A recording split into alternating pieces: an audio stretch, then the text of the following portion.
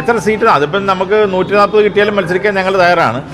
അപ്പം അത്രയും BJP തരാത്തതുകൊണ്ട് ഞങ്ങൾ കിട്ടിയിട്ടുള്ള ലിസ്റ്റ് അനുസരിച്ച് ഇനി അത് ഷോർട്ട് ലിസ്റ്റ് ചെയ്ത് ഞങ്ങൾ അവരുമായിട്ട് ND ആയിട്ടിരിക്കണം.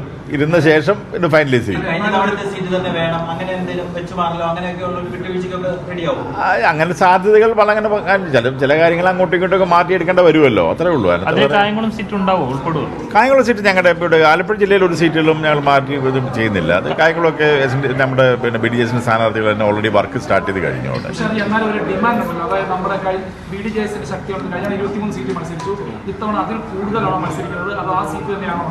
അതായത് ഞാൻ പറഞ്ഞു 140 സീറ്റിൽ മത്സരിക്കാൻ ആൾ തയ്യാറാണ്.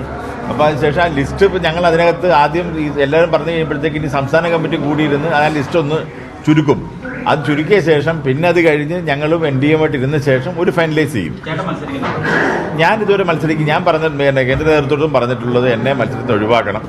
കാരണം NDAയുടെ 2 വിഭാഗം BJPയുടെയും BDJSന്റെയും ബാക്കി ഘടകകക്ഷികളുടെയും സ്ഥാനാർത്ഥികളെ ജയിപ്പിക്കുന്നതിന് വേണ്ടിയിട്ടുള്ള പ്രവർത്തനങ്ങൾക്ക് എന്നെ അനുവദിക്കണം എന്നാണ് ഞാൻ ആവശ്യപ്പെട്ടുള്ളത്. ഇതുവരെ അങ്ങനെ ഒരു മത്സരത്തിന് വേണ്ടി ഒരു സ്ഥലത്തും ഇത് വർക്ക് ചെയ്തിട്ടില്ല. വൈസ് പ്രസിഡന്റിനോടല്ല, BDJSന്റെ നേതാവിനോടാണ്. ഇപ്പോൾ കേരളത്തിലെ 2 പ്രബല സമുദായങ്ങൾ ചിന്തിക്കാൻ പോവുകയാണ്. അതിനെ BDJS എങ്ങനെ കാണുന്നു? അതിന് NDAയുടെ അഭിപ്രായം എന്താണ്?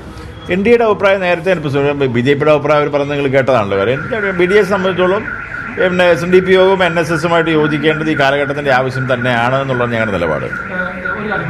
ഈ ഒരു ഐക്യം അല്ലെങ്കിൽ ഈ നായർ ഈഴവ ഐക്യം ഏത് കക്ഷിക്കായിരിക്കും ഗുണം ഉണ്ടാവുക? അത് BDJS NDA സഖ്യത്തിനാണോ ഉണ്ടാവുക, അതോ വേറെ ഏതെങ്കിലും കക്ഷികൾക്കാണോ ഉണ്ടാവുക?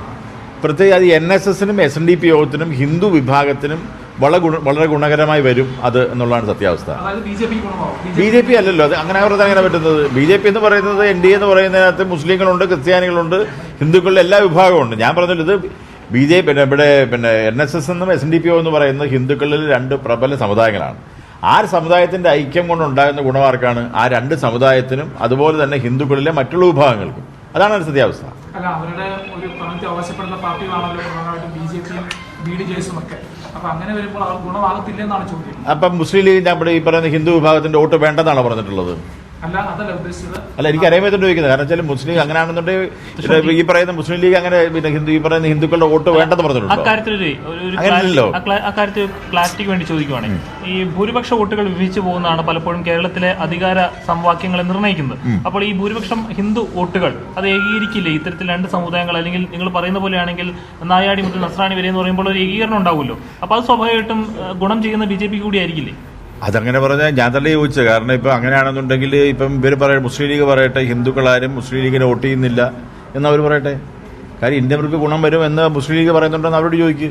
കാര്യം ഇത് ഇന്ന ഒരാൾക്ക് കാര്യം ഇപ്പോൾ ഹിന്ദുക്കളായിട്ടുള്ള ആളുകൾ മുസ്ലിം ലീഗിന് വോട്ട് ചെയ്തിട്ടുണ്ട്, ഇവിടെ എന്താ പറയുന്ന കോൺഗ്രസിന് വോട്ട് ചെയ്തിട്ടുണ്ട്, കമ്മ്യൂണിസ്റ്റ് പാർട്ടിക്ക് വോട്ട് ചെയ്തിട്ടുണ്ട്. അത് ഇതിൻ്റെ ഗുണമെന്ന് പറയുന്നത് ഹിന്ദുക്കൾക്ക് മൊത്തമായിട്ടുണ്ടാകുന്ന ഗുണമാണ് ഈ പറയുന്ന NSS SNDP ഐക്യം എന്ന് പറയുന്നത്. അല്ലാതെ ഏതെങ്കിലും ഒരു രാഷ്ട്രീയ പാർട്ടിക്ക് എതിരെ ഉണ്ടാകുന്ന ഒരു ഐക്യമല്ലത്.